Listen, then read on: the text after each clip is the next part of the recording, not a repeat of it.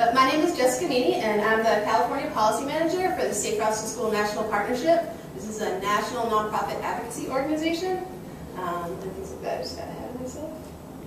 And I'm just excited, one thing I really want to call out is that Mobility 21 is now talking about active transportation and this amazing role it can play in our communities. And I was so inspired by our lunchtime keynote speaker and the kind of difference they're having in Zambia. That's pretty amazing.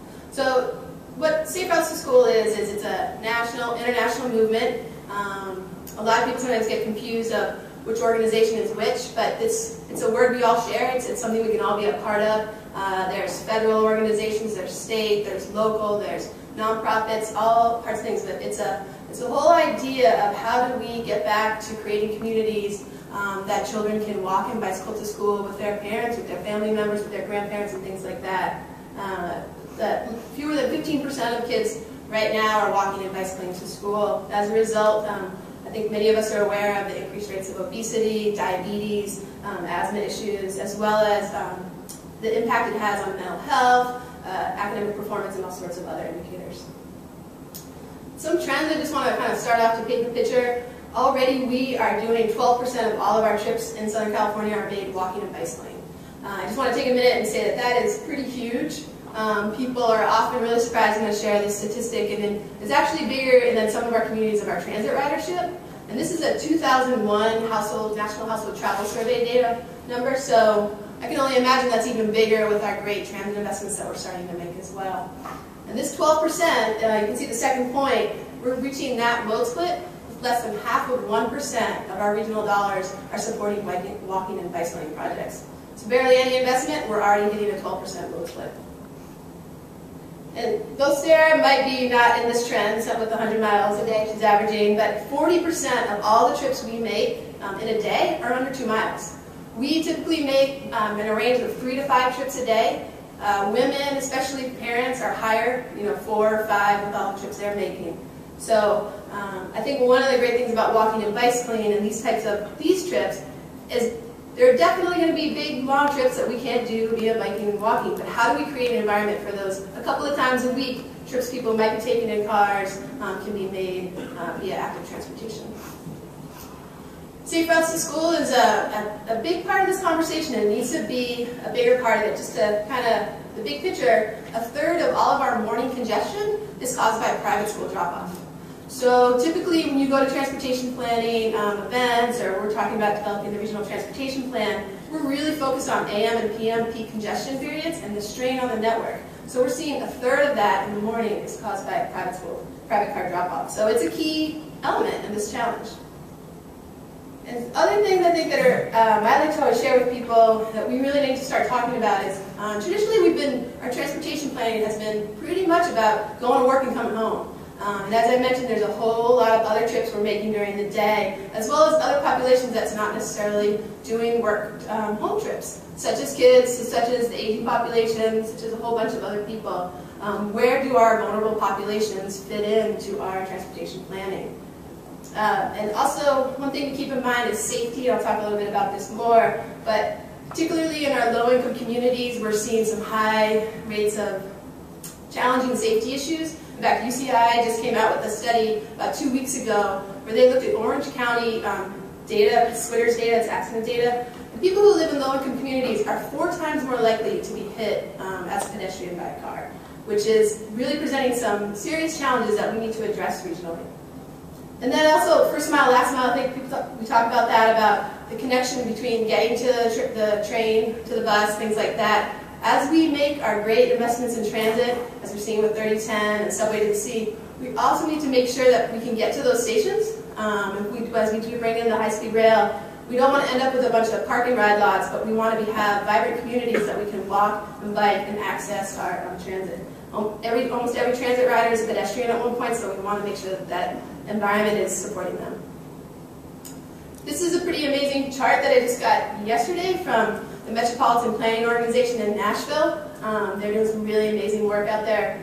And what they did is they took the increase in the vehicle miles traveled we've done since 1962, and they overlaid that with the increase in obesity.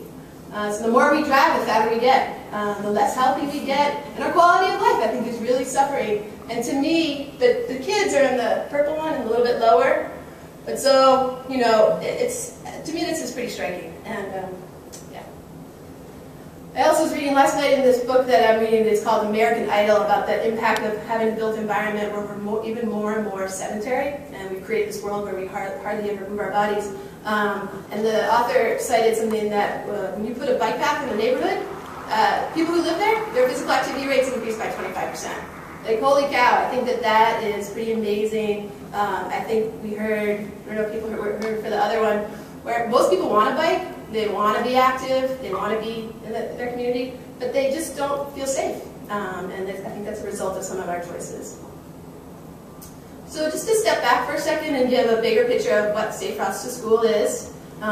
It is part of our safety loop. It's part of federal funding. I do not work for FHWA. I'm a nonprofit. I'm funded by grant dollars. But there is federal funding available for every single state. It's based on a formula of population and things like that. And in California, we're really lucky. We also have state dollars for this as well. We started it in 1999 through a legislative process, so California, once again, was leading the way with some great initiatives. And so kind of the numbers, just to get a feel for it, is about 50 million usually a year for the entire state. There's usually 25 from the state pot of funds and about another 25 million from the federal. Huge demand for it. We just had a call for applications for the state funds that ended in July. Over 500 applications were submitted. 1 out of 5 is funded. So people want this money, there's great need, and things like that. It's kind of just what I went over. And also, you can see the bottom bullet. The Metropolitan Transportation Commission up in the Bay Area has actually now created a regional pot of funding for Safe Routes to School. And Sandag out in San Diego is doing the same thing. SACOG is beginning to talk about it as well. So it's really exciting to see throughout the entire state of California, people are now looking regional about these types of solutions.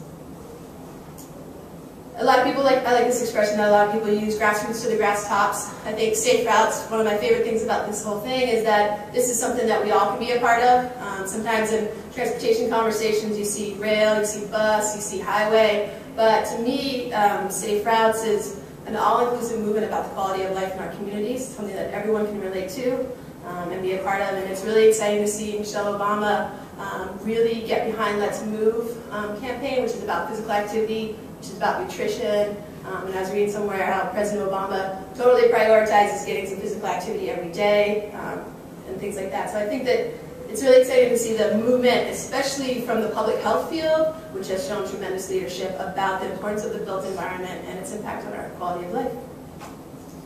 Just some background on my organization. So I work for a national nonprofit.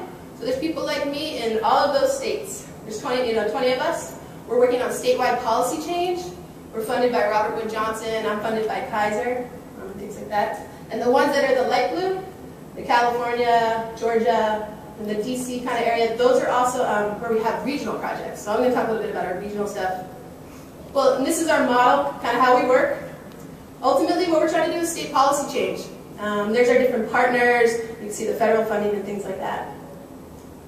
Our state network, these are our key goals we work on. We have monthly conference calls from people all over the state. Everyone is welcome to join. We have people who are community members who work for the Department of Education. It's exciting to see California Department of Education get interested in SB 375 and school siting as a land use issue, and complete streets and all sorts of other things.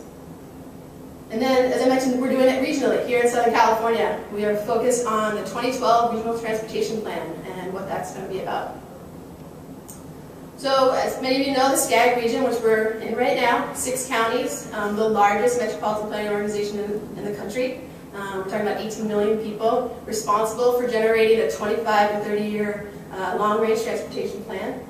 So right now, as myself, as an advocate and a nonprofit working in that field, what we're doing right now is going out all around Southern California and talking about goals, what we want to see in the next 2012 Regional Transportation Plan.